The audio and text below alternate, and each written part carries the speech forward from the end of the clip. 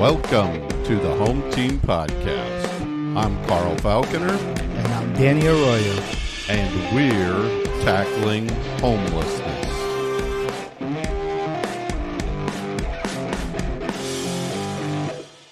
Today in our podcast, we will discuss two of our passions, football and ending homelessness. Please join us to Four Quarters with our topic this week being, what is the Continuum of Care, CoC? So how was your weekend and your holiday? It was good. Went up to Jacksonville, as I said, I think on the last podcast. I was planning on going up there. Went up there, family, friends. Had some family in from out of town. So it was pretty good. Nice. Yeah. I had family come over, my parents, my daughter, and her boyfriend, and had a nice dinner. We haven't had Thanksgiving in a couple of years in our house. Nice. So it was nice. And then went to Disney. Oh, really? Okay. Saturday. So wow. Was it crowded? No, it actually wasn't. Really? It was very surprising. Yeah. It was empty. Parking lot was empty. The lines for the rides. It wasn't bad. So it was chilly. It was good too to walk around and not be sweaty. Yeah, absolutely. So and they had just started the festival of the holidays that day. So wow. Cool. Yeah. So cool. So it was a good weekend. Good deal. Yep. Good deal. And football we'll get to, but we had good weekends on football. Absolutely, so we sure did. We'll All get right. to that. As always, we'll start with our coin toss. So, Danny, go ahead and call it in the air. Tails. It is heads, so I will start us off. Great. Welcome to our first quarter. I'm going to kick off by defining our topic of the week, and then we will cover some news headlines and announce the results from last week's home team locks of the week. So, our question or our topic this time is the Continuum of Care. The Continuum of Care, or CoC, as it's known in our system, for homelessness, is a coordinated and comprehensive system of housing and supportive services designed to prevent and end homelessness by guiding individuals and families through progressive stages, from crisis to long-term stability and self-reliance. It is not a single program, but rather an integrated network of agencies, organizations, and government entities that work together to ensure that people experiencing or at risk of homelessness receive the right type of help at the right time. The CoC model focuses on collaboration, prevention, service integration, and long-term stability. The only thing I guess I would add to that, Danny, is that it is a HUD-designated nomenclature or name. It's the Continuum of Care comes from HUD. I've been around in the homeless service system for so long now that I was around before CoCs were even a thing. But at one point, I guess it was in the 90s, maybe early 2000s, that HUD decided that they were going to break up the areas into smaller local geographic areas. And what they said is, we want you to create this Continuum of Care, this CoC, and we want you to have what they call lead agency, kind of be in charge of that. And basically, it's as it says, it's all of the partners, agencies, anybody who's working on trying to end homelessness or prevent homelessness in a specific area.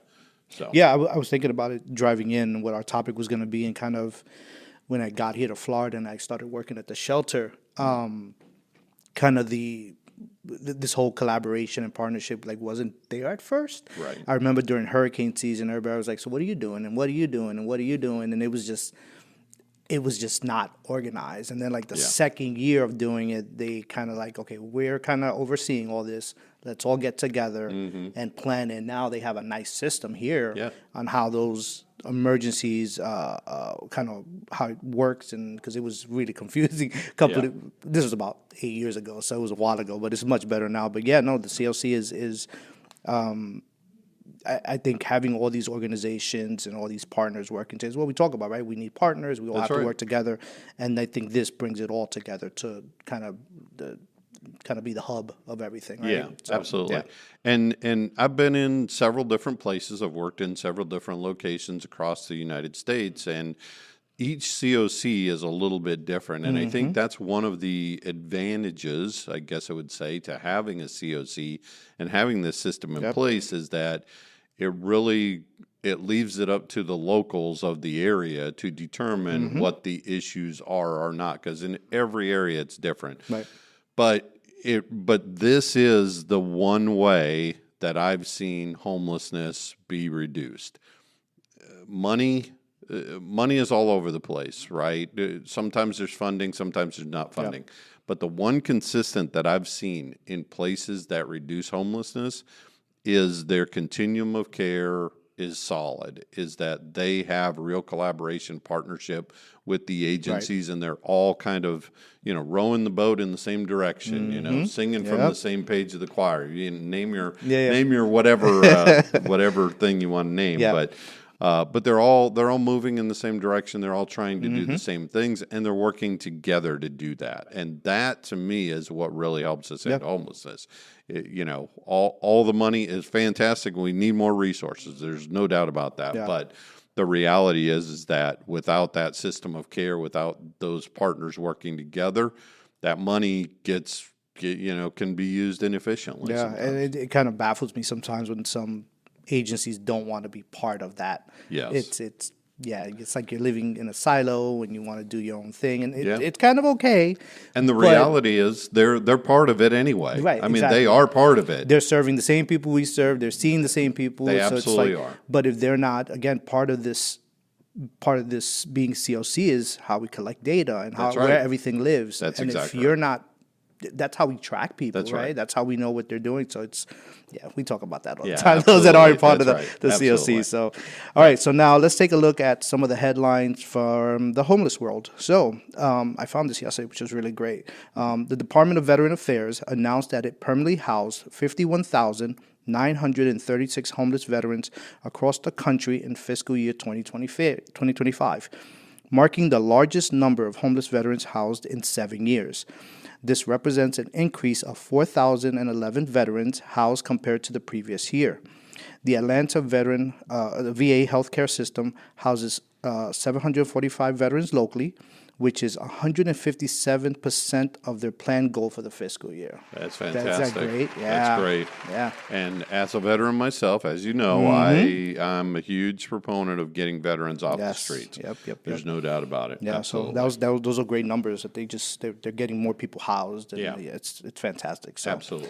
Yeah. All right. Now let's see how our Cowboys and Bears did this week. So I will let you go first. Well, Danny, and most people probably think I'm going to come in here and talk about the Bears and all of that, and actually, I thought I'd try something a little different this week. Oh boy. Okay. So what I thought I'd go ahead and I'd talk about the number one seed in the NFC. Do you know who that happens to be this? I don't this follow. Week, I don't Danny? follow football anymore. You don't follow it anymore?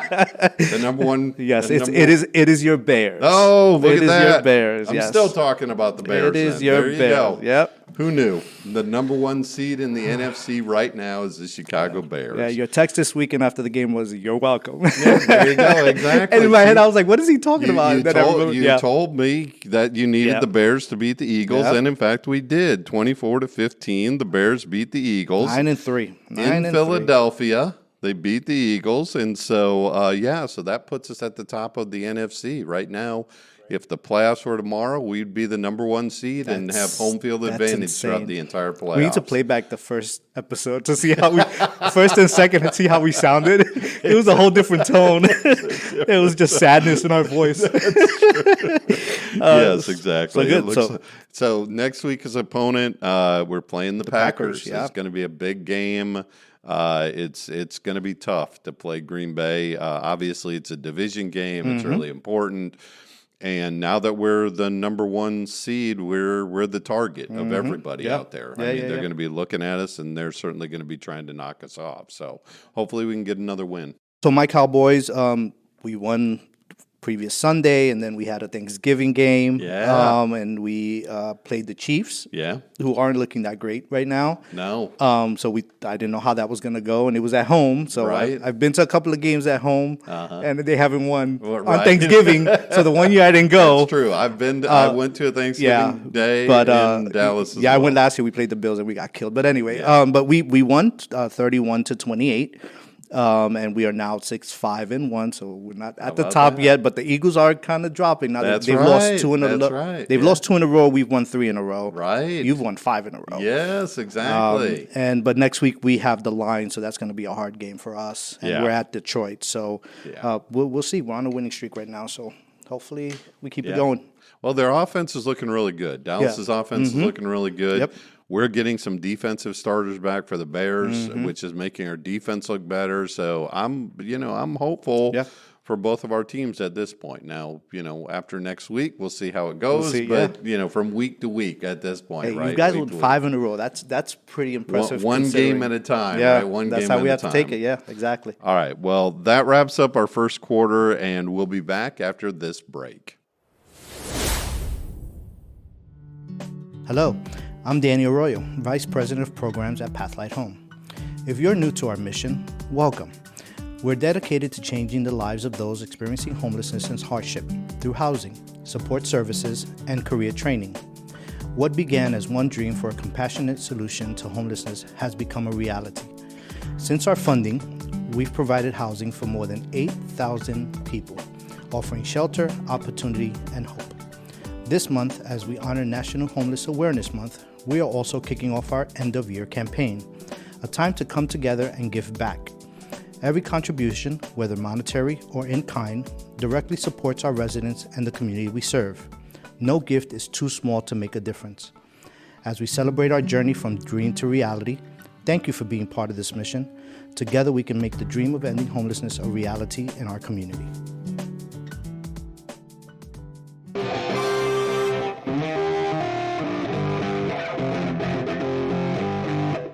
This is our second quarter where we are getting a little deeper into homeless topic with something we call offense versus defense. We will each take turns discussing some opposing viewpoints of our topic this week. The statement to discuss this week is, should HUD merge CoCs, the Continuum of Cares, with local housing authorities to help end homelessness? Please remember that we are trying to show both sides of the issue. These do not necessarily reflect our individual stances on these positions. So this week, Carl, you have offense, and absolutely. I will have the defense. Okay, great. So again, to remind everyone, should HUD merge the Continuums of Care with the local housing authorities to end homelessness? So let me give a little context to this, Danny, for those that are not familiar. So in HUD, or the Housing and Urban Development Department at the federal level, they've effectively divided their department into 2 kind of divisions, if you will. So there's the housing authority divisions, and the housing authorities have, public housing units. They have vouchers, which are subsidies for rent for people. They own some properties, things like that, and give vouchers out. And their focus is on people who are low income. And then on the other side of it, there's the Continuums of Care division, if you want to think of it that way, and their focus is on people who are literally homeless and trying to make sure that those people get into housing. But right now, those 2 divisions don't, essentially, they're not mandated to work together, and they're not part of the same division. So they could work completely separate, and I've been in places where they work completely separate, and sometimes they work more closely together. So that's what we're talking about now, is should they merge both of those divisions together and essentially make them work together towards ending homelessness. So like you said, I have the pros, which is the offense, or yes, they should merge them together, and here's some of the reasons why they should. Stronger alignment of housing resources. The CoCs coordinate homelessness services, while PHAs, public housing authorities, control large federal housing resources, such as housing vouchers, project-based vouchers, so on and so forth. As I said, merging could streamline access to vouchers for people experiencing homelessness, which is a real barrier now. It could reduce bureaucratic barriers between crisis response and long-term housing programs, and it could allow for unified prioritization policies like coordinated entry, could equal voucher allocation, and so on and so forth. Next, it could improve the strategic planning. A single entity or one entity together could create one comprehensive plan rather than two separate plans as they have now. It could set unified goals and measures for reducing homelessness, and it could reduce duplication of staff, planning, and administrative work. Next, the potential for faster housing placements. When CoCs and PHAs operate jointly, housing referrals and voucher issuance could become more efficient. Waitlist preferences for homeless households could be implemented more easily, and data sharing between HMIS, the Homeless Management Information System, which the CoCs use, and the PHA systems could improve the tracking and outcomes between them. It also could consolidate funding and administrative functions. Shared administrative overhead may reduce costs. So obviously there's an economy of scale there if you put things together. More coordinated use. The vouchers could be used more effectively, more efficiently. It could increase flexibility in leveraging capital funds, support service funds, and vouchers together with each other. And then finally, there could be stronger political influence. If they were a merged entity together, they could have greater credibility with the local government, more leverage in advocating for affordable housing development, and integrated messaging that strengthens public support. All right, so my cons or my defense is number one, loss of CLC flexibility and community-driven decision-making. So CSCs are designed to be broad collaborations of nonprofits, people with lived experience, local agency, and funders. PHAs, in contrast, operate under more rigid federal rules. Merging can reduce nonprofit influence, decrease innovation in service models such as housing first programs, and shift power away from community stakeholders. Number two, governance complexity and legal barriers. So CLCs and PHAs are created under different HUD statutes. A PHA is usually a government public entity. A CLC is often a nonprofit, collaborative, or coalition. Merging may require legislative action, changes to local ordinances, changes to broad structures and procurement rules, and this may can be legally difficult or impossible in some areas. Number three, cultural and mission differences. PHAs prioritize long-term housing asset management, regulatory compliance, and financial stability. COCs prioritize crisis response, shelter, outreach, and rapid rehousing. Merging may result in mission drift, tension between housing stability goals and real estate management priorities, and potential deprioritization of most vulnerable populations. Number four, risk of reduced competition and oversight. So COCs rely on multiple service providers. Competition improves program quality. A merged structure may centralize control too heavily, reduce innovation and accountability. Nonprofit partners may lose autonomy or funding influence. Next is strain on PHA capacity. PHAs are not traditionally equipped to run shelters, outreach team, diversion programs, or supportive services, or to manage crisis response systems. Taking on these functions could overwhelm the administrative structure. And then finally, potential for increased bureaucracy rather than less. Merging two large systems can create a larger, more complex organization. Slow decision-making or regular new compliance systems and IT integration. Yeah. So, I just reading those, I'm like, I'm kind of in part of the pro one. Right. just again, everything that I said on my side, it's harder when you merge two big, how they run things so differently, but merging it together and figuring out how to read off each other and work off each other, right?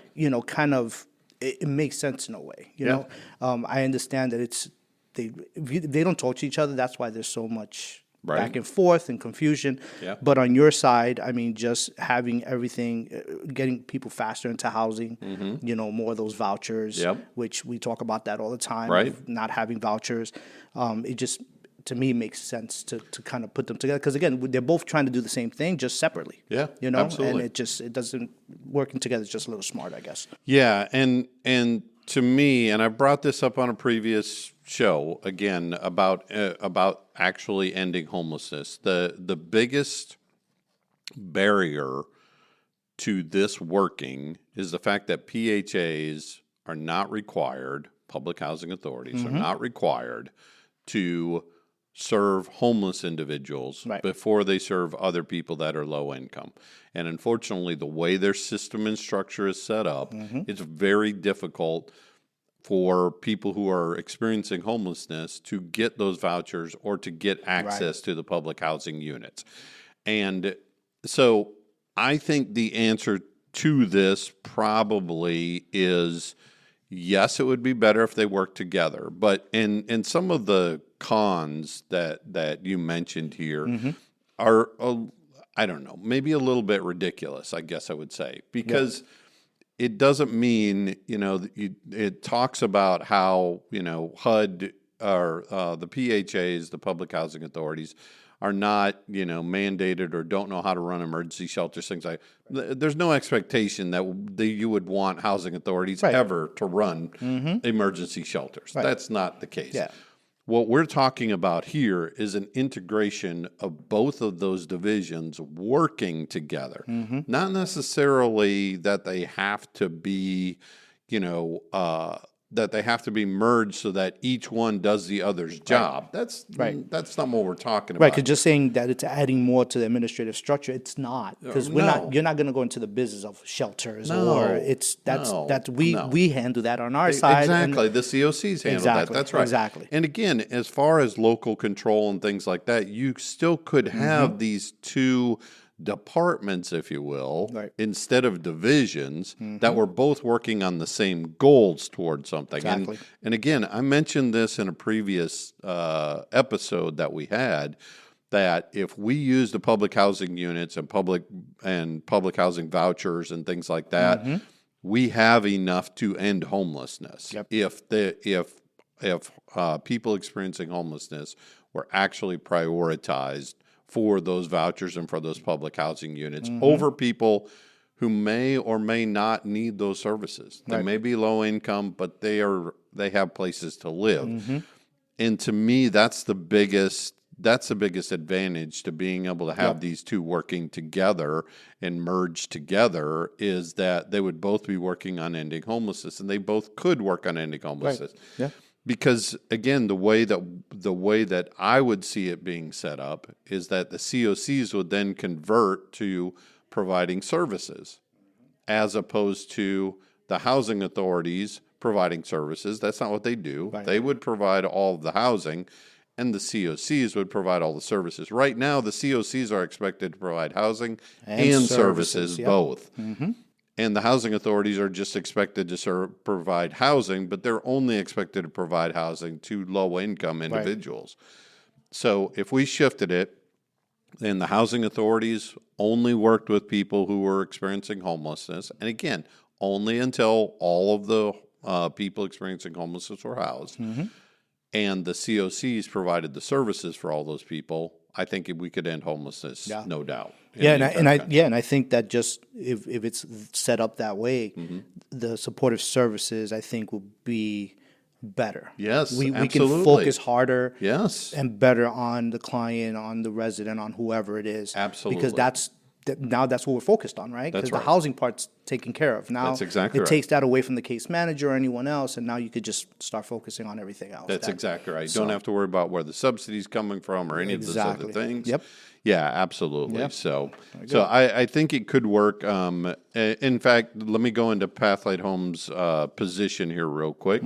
Pathlight believes that both CoCs and housing authorities have a role in ending homelessness, but without a proper plan for merging them, it would likely not result in less homelessness. And again, you talked about that kind of in your cons, is if we did it the wrong way, then it's not going to work, obviously. There's just going to be more inefficiency. It's going to be more bureaucracy. It's going to be more of those things. But there are ways to make this work.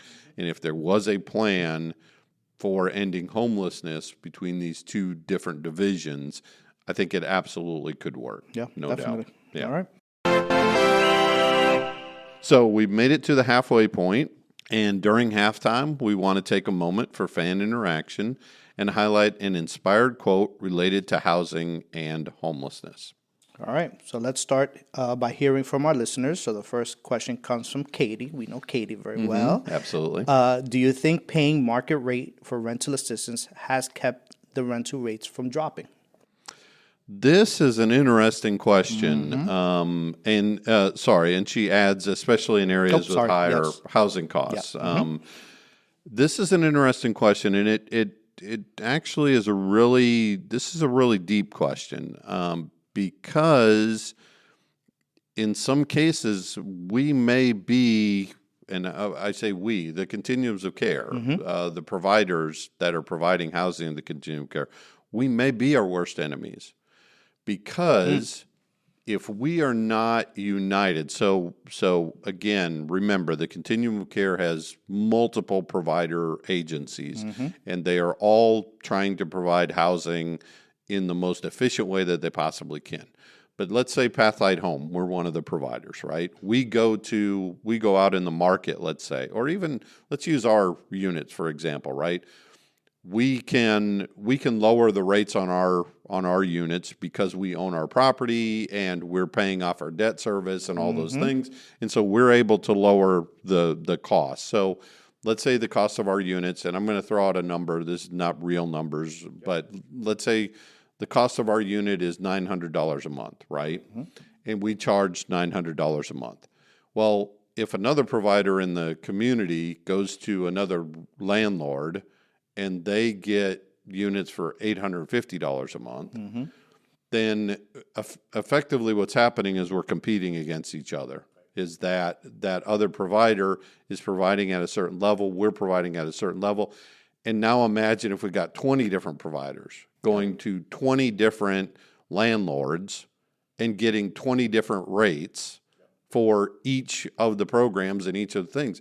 Sometimes it does, in fact, drive the rates up because the landlords know, oh, well, if I can't get $900 from Danny, well, then I'm going to go over to this other agency. I'm going to get $950 from them or something like that.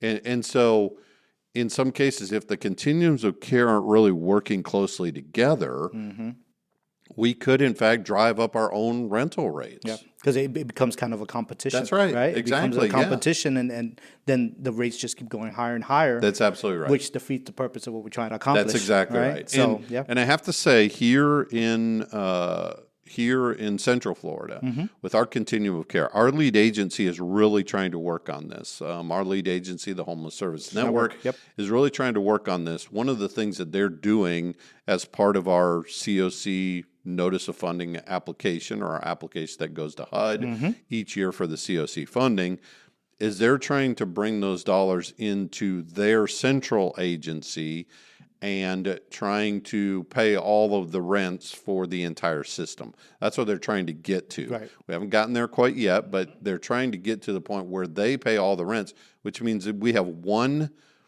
provider agency or one agency, the Homeless Service Network, that is basically going out there and working out all of the relationships with the landlords. Right. And they're doing it on an equal level because now you can't compete against anybody. Everything's it's HSN. So, if HSN goes to this landlord and they say $825 and they go to another landlord and they say $800, they can go to the $800 landlord. Right. And the $825 landlord doesn't have any choice but to lower their rates if they want to get the business from HSN. And keep it all the same. Exactly. That's right. Yeah. So having that lead agency with the Continuum of Care really helps that. It can really help coordinate making sure that your rental rates that you don't, price yourself out of your own system basically by competing against it, like you said. All right. So the next question comes from Tom.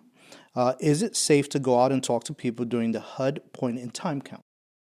This is a good question because we're getting ready to come up on that. Coming close to it, yeah. At the end of January, HUD, the Housing and Urban Development Department, requires that we do a point-in-time count, which is effectively counting all of the individuals who are experiencing homelessness in our entire system, whatever your COC is.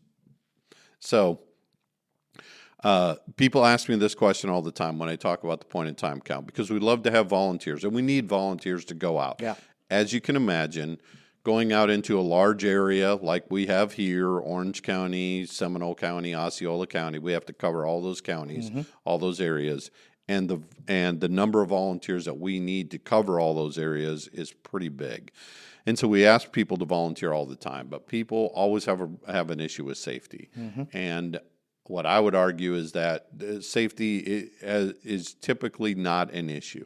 And the reason why is because we have team leads. We have people who are experienced, people from our field, people from provider agencies who are going to be leading each of these teams. And they know what the issues are, where safe areas are, how to approach people effectively, things like that. So very, very rarely have I ever seen any safety issues. And honestly, what we tell them in training is if you feel unsafe, then remove yourself from the situation. Yeah. Yeah, no, I think that's one of the first questions that get asked, not only from volunteers, but even staff that's new, that's right. who've never done it, is it safe? Yeah. And I think people think that it's you go out alone and talk to people. Right. And You it's don't. not. It's groups of 5, it's groups of 6, right? That's Last right. year we did it together, and That's right. we had our cars were full with people, and we That's went right. out together. It's a great way, again, to educate those that have never done it, Yes. to go speak to people. Yes. But it's safe. It's not. 99% of the people we go out to talk to are very welcoming and very they just want to talk to you and answer any questions.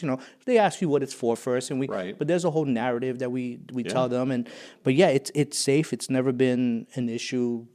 Last year when I did it wasn't an issue, and so but that is the first question that gets asked by someone. That's right. Is it safe to go out?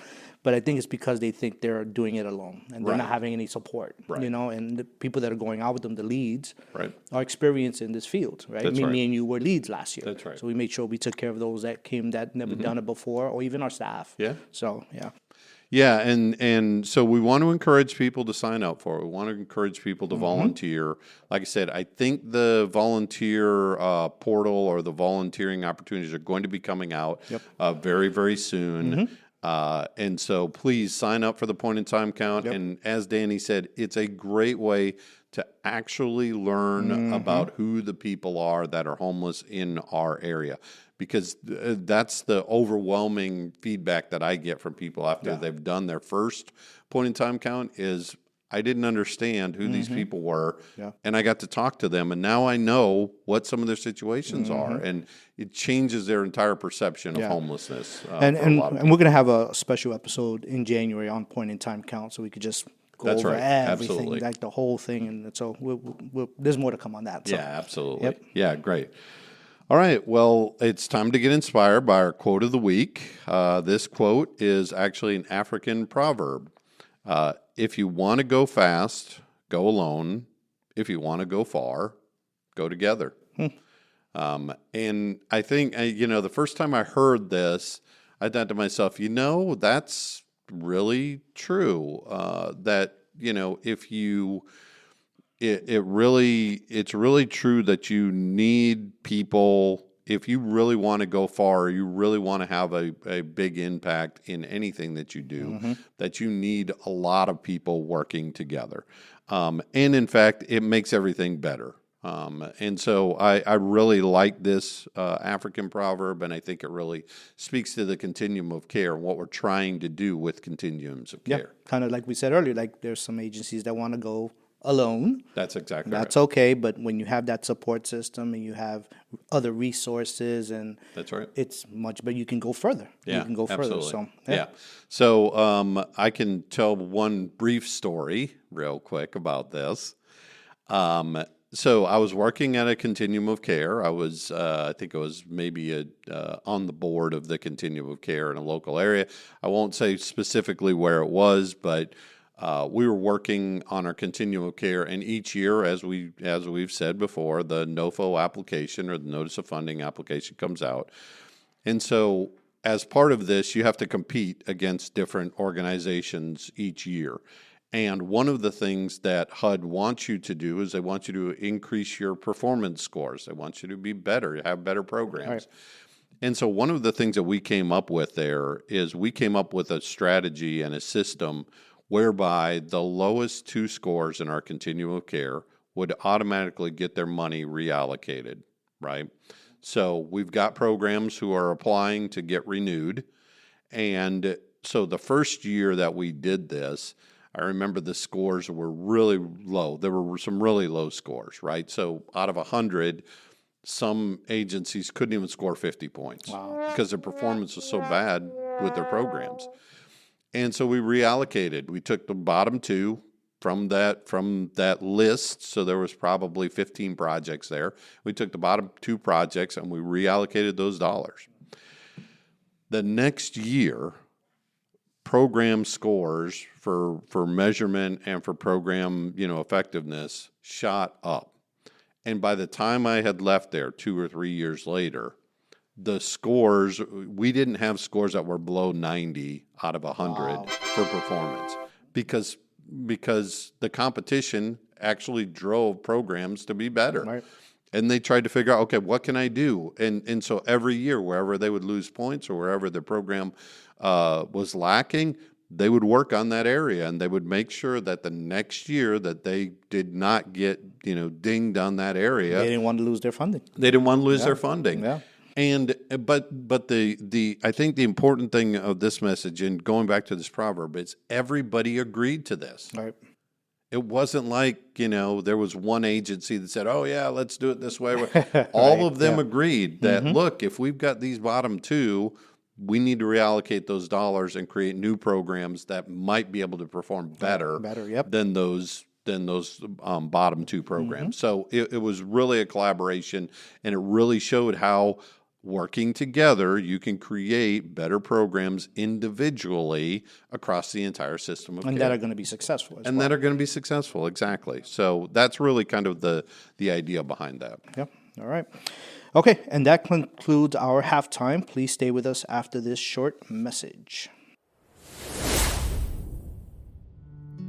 Hello, I'm Gigi Ramirez, the Senior Director of Fundraising and Engagement here at Pathlight Home.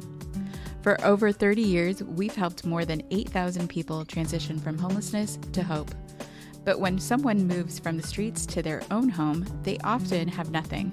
That's why we provide immediate essentials, everything from bedding and food to soap and cookware, to help them truly feel at home. Beyond housing, Pathlight offers career training and supportive services, like our 12-week culinary program, helping residents gain skills, find jobs, and rebuild independence. You can be part of the story. Volunteer your time, donate essential goods, or become a monthly Pathlight hero, ensuring every neighbor has a chance to thrive. Visit pathlighthome.org to donate today.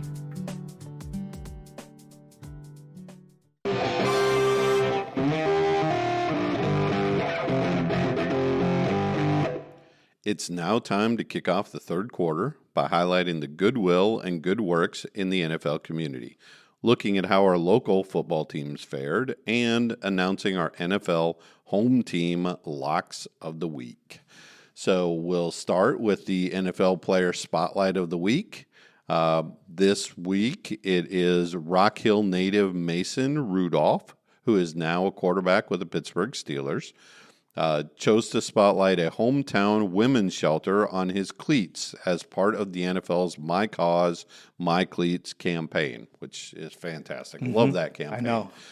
The Northwestern High School alumnus said he selected the Lifehouse because of its connection to his home church, Westminster Presbyterian. I know some of the people that helped start it back in 2020, and I think sometimes we only think about homelessness in big cities like New York and Los Angeles, Rudolph explained. But there's obviously a need in smaller cities like Rock Hill.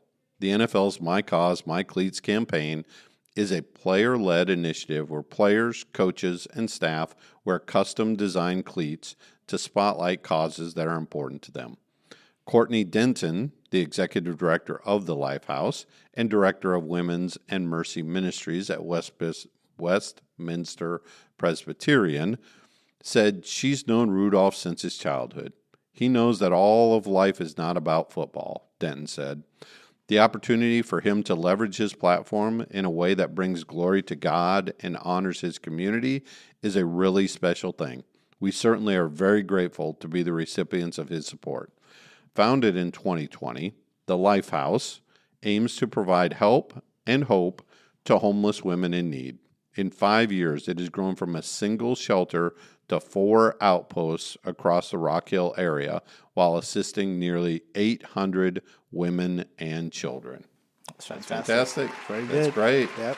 My cause, my cleats. Absolutely. My cause, my cleats. Yeah. That's one of the better ones. I have to agree with that. All right. Now we go on to the fantasy football. Yes, all right. Sir. So last week obviously was our Thanksgiving episode, so I didn't have a choice for fantasy football player of the week. This week I'm choosing Trey McBride. He's the tight end for the Arizona Cardinals.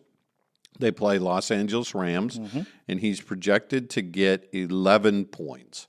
I think he will probably outperform that. Trey McBride is one of the top tight ends in the NFL, and he's good. And against the LA Rams, they're going to need a lot of offense to really get that going. So I look for Trey to really outperform that 11-point projection that he has. Now we go to our fantasy flashback, which is a really good one. One of my favorite players, used to be anyway, Julio Jones, wide receiver for the Atlanta Falcons. In Week 14 of 2014 versus the Green Bay Packers, he had 11 receptions, 259 yards, and 1 touchdown.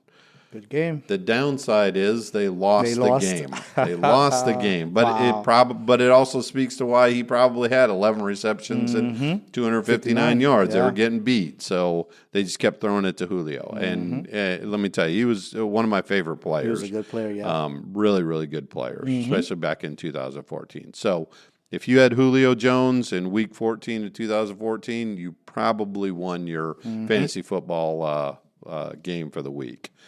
Now we'll take a look at the local football teams. Danny, it feels like this is my whole section it's here. Okay. It's all me. It's okay. It's all me. It's all you. It's okay. But the local football teams to watch, of course, Jones High School still winning. They won. Yeah. They won again. Jones beat Lake Wales 24-10. They are now ranked 32nd in Florida, and in Orlando they're ranked number 6. Number 6, yeah.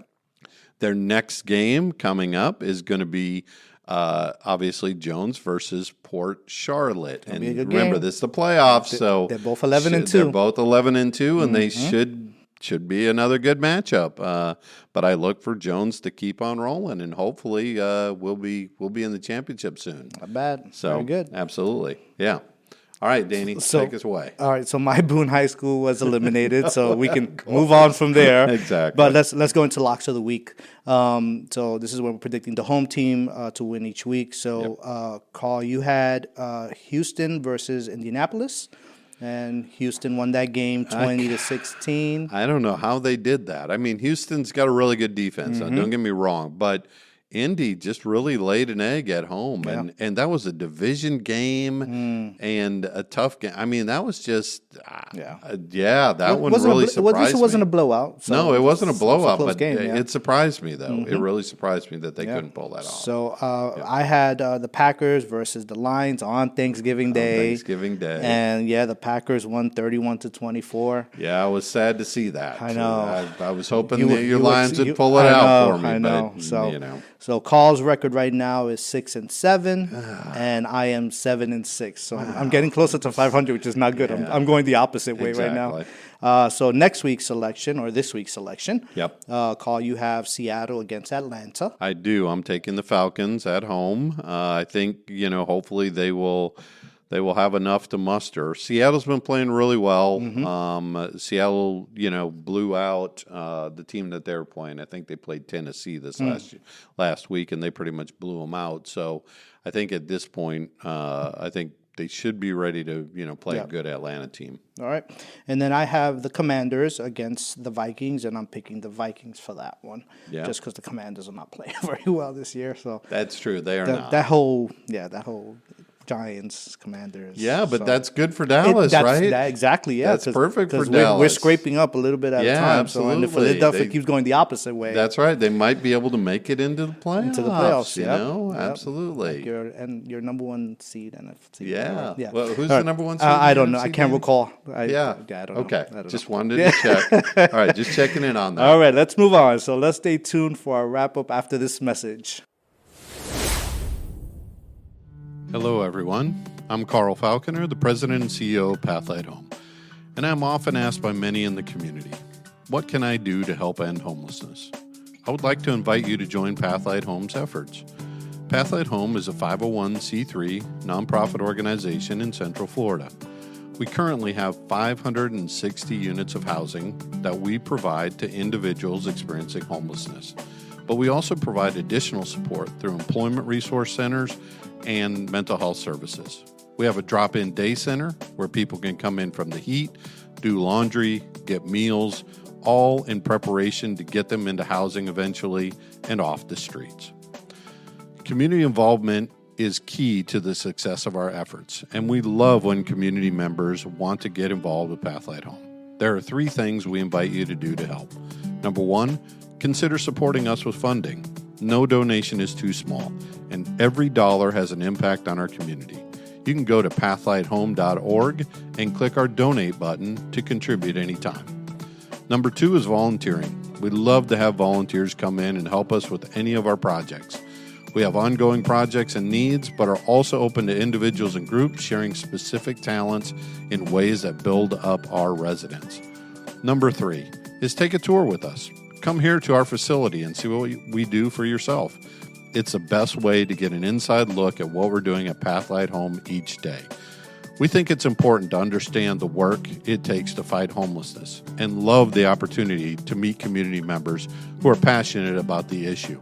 We love our Central Florida community and are grateful every day for the continued support. And again, to get involved, go to pathlighthome.org. Thank you.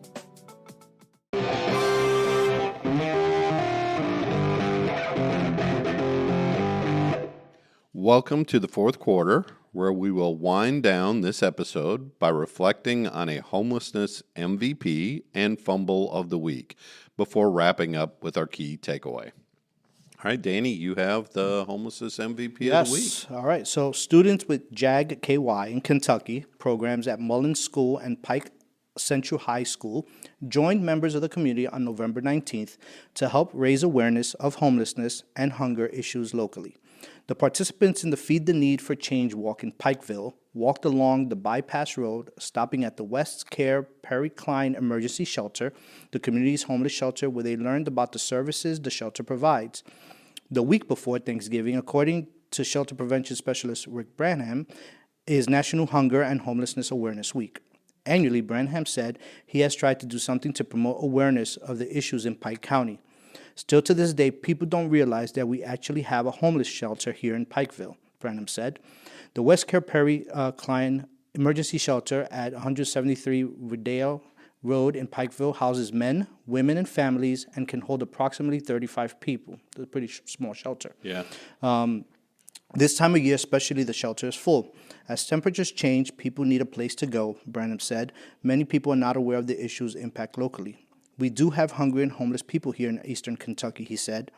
Maddie Ratliff, student advisor with the Pike Central JAG KY program, said the event also included a food drive. Both Mullins and Pike Central, we did a food drive, she said.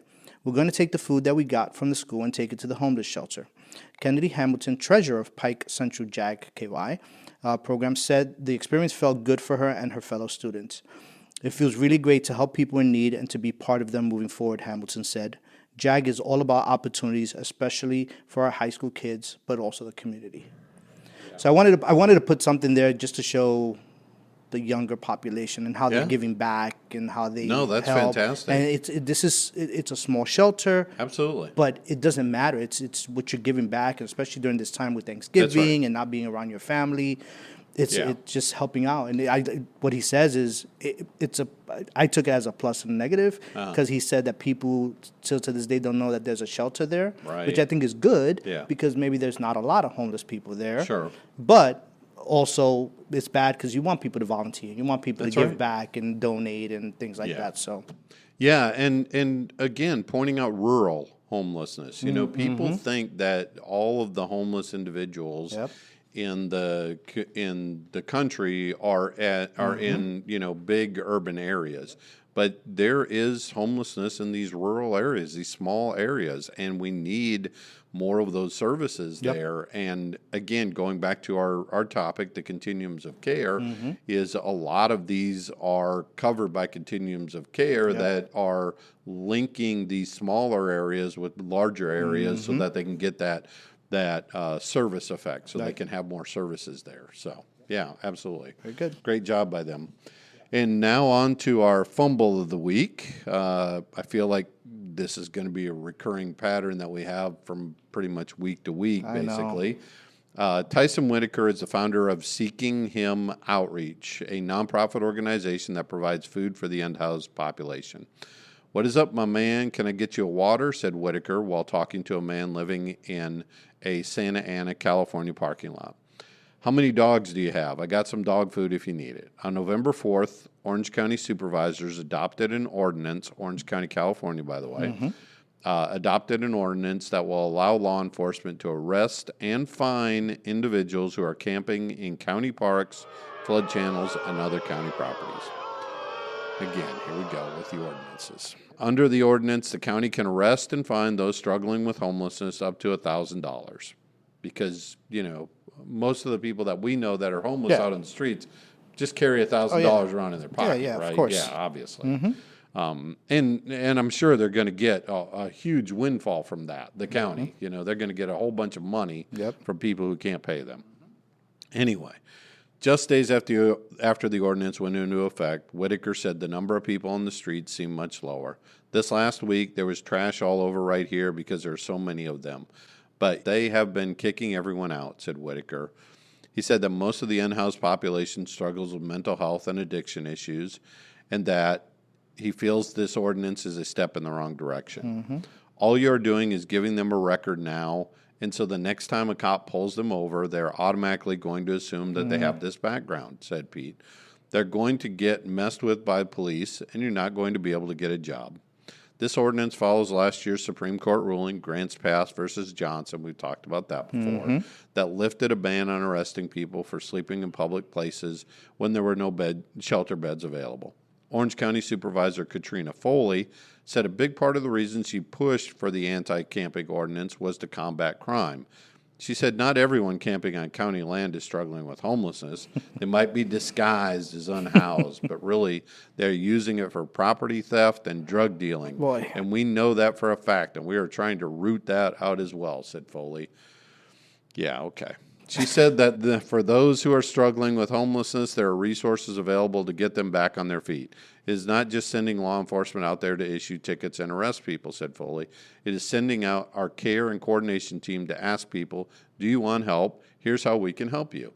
Yeah, but if you look at Orange County, California, just like almost everywhere in the country, there aren't enough shelter beds, there aren't enough resources, and sure, you can send a care team out there, but unless they have keys in their pocket for apartments that people can actually afford, they can't do it. They what can't good do much. does it do to send an outreach team out there? Exactly. They're not putting people in housing, and they can't put people in housing. Exactly. And so to target people like this who can't get housing or can't get into shelters is just, I mean, it's criminal to do this, to target people. Just to comment that they might be disguised and housed. Yeah. Right, because somebody wakes up and says, let me just disguise myself as being unhoused. Exactly. That's what I'm going to do, because I It's want to just- go out there. I'm going to pretend to be homeless Yeah. so that I can go out there and get arrested. and get arrested. Exactly. It yes. just- It's I know. ridiculous. But again, I mean, we keep seeing these stories of these ordinances. And Absolutely. It's just spreading all over the place. Absolutely.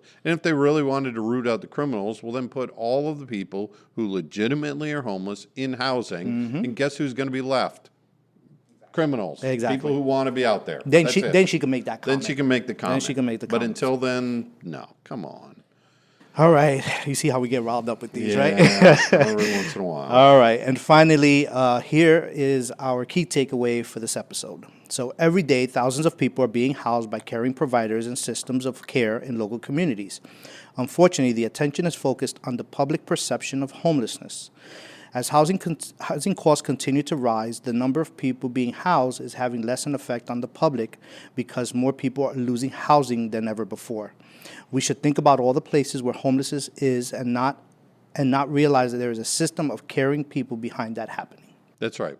It's, again, I drove into work today and did not see one homeless person out on the street. Mm-hmm. Now, I can pretend that that's because I drive some special way or something, Danny. But the reality is there are lots of places in our community where there are not homeless people out in the streets. Mm-hmm. And the reason for that is because of our continuums of care. It's because of our providers. It's because of the community members who are involved with us. It's because of all of us doing this work. And the problem is that we just keep focusing on what's not getting done. Right. You know, there's lots of things that are getting done out in the community. You know, I mean, again, to use that football analogy, right? People get penalties, right? Players get penalties during the game. Mm-hmm. But of the overwhelming number of plays that go on during a game, there are not that many penalties that happen. Yep. But what do people always point out? What the penalty is. Yep. That's it. Oh, my team had 10 calls against them, and they lost 100 yards. And out of 70 plays, they had 10 penalties, right? Nobody looks at those other 60 plays. They're looking at those 10 penalties. Yeah. And absolutely, we want every single person to get off of the street. But the reality is we're doing a lot of work, and there's a lot of system behind what's happening here to make sure that homelessness isn't worse than it is. Because there are definitely places where homelessness is significantly worse than in other places. Yeah. And where the stronger continuums of care are, where the stronger agencies, providers are working together, that's where you see that homelessness is not as prevalent as other places. Exactly. Yeah, I think with us, when we started this podcast, we talked about how we were going to format this, right? Right. And how we didn't want to just show the negative, but we wanted to show the positive. So all these MVPs of the week. And absolutely. But we also want to address these, these stories that just are horrible, but there's a lot of good going on in the community. Look at the veteran one that I just read. There's a lot of good going on, but people always focus on that negative. You saw one person on the street, oh my God, there's too many homeless people in the street. Exactly. It's like just... It's like, well, what about the other 12 street corners that there was nobody there? Stopped at, that nobody was at. Exactly, but you see the one and that's all you remember. And that's all you remember. So, that's exactly right. But there's a lot of good going on, and there's a lot of, again, like you said, the continuum of care with all the partners and all the agencies that are working together. There's a lot of good going on. Absolutely. We're just not out there bragging about it. That's right. We're just doing the work because we just want to get people housed. That's exactly right. Yeah. Well, that concludes our episode for the week. Remember, if you have any questions or comments for us, please email us at questions@pathlighthome.org.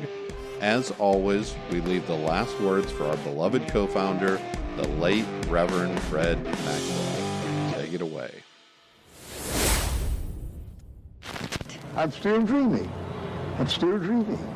That we will become able and sufficient to increase the housing of homeless. This is merely a beginning.